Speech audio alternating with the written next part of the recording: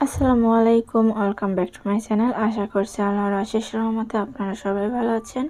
আমি এবং আমার ফ্যামিলির সবাই আলহামদুলিল্লাহ ভালো আছি।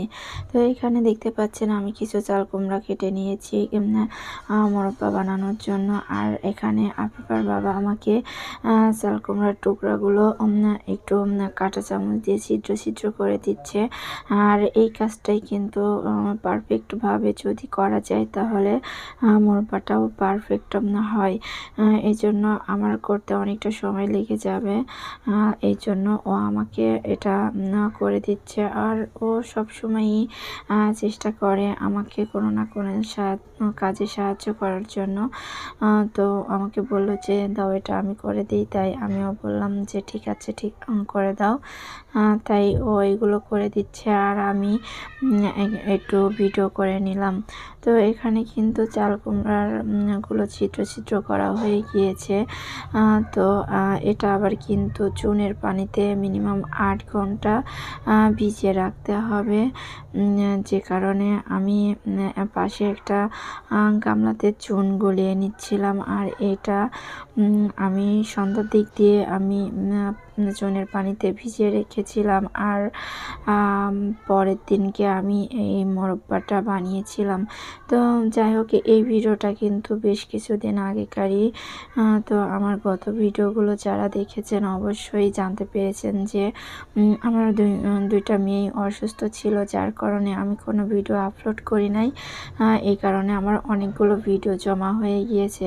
তো সেই ভিডিওগুলোই কিন্তু আমি এখন আস্তে আস্তে আপলোড করব। তো এখানে কিন্তু আমি এই চুনের পানিতে চাল কুমড়াগুলো ভিজিয়ে রাখছি। একটা গামলার মতোই হয়ে গিয়েছে।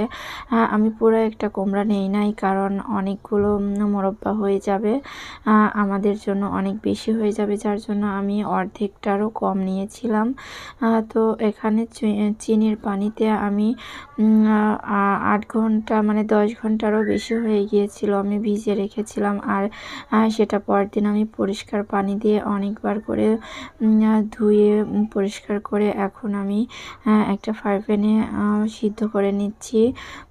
কিছুটা সিদ্ধ করে নিলে হবে কি, চিনির শিরাটা যখন ভিতরে যাবে সুন্দরভাবে সেটা চুষে নিবে এবং সুন্দরভাবে শিরাটা ভিতরে ঢুকতে পারবে, যার কারণে মোরব্বাটা অনেক বেশি ভালো হবে।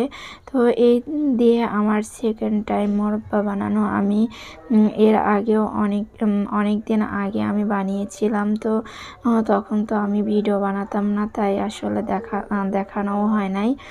তো এখানে কিন্তু আমি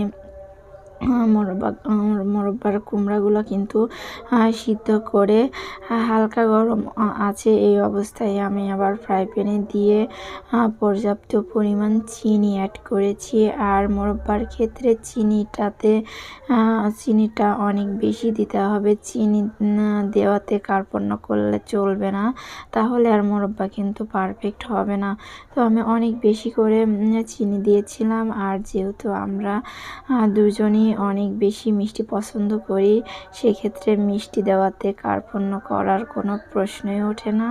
তো যাই হোক, এই যে আমার কিন্তু মোরব্বা বানানো হয়ে গিয়েছে। তো মোরব্বাগুলো কিন্তু অনেক বেশি সুন্দর হয়েছিল। যাই হোক, আমার ভিডিওটি যদি আপনাদের ভালো লেগে থাকে তো প্লিজ চ্যানেলটি সাবস্ক্রাইব করে পাশে থাকবেন। সবাই সুস্থ থাকবেন। আসসালামু আলাইকুম।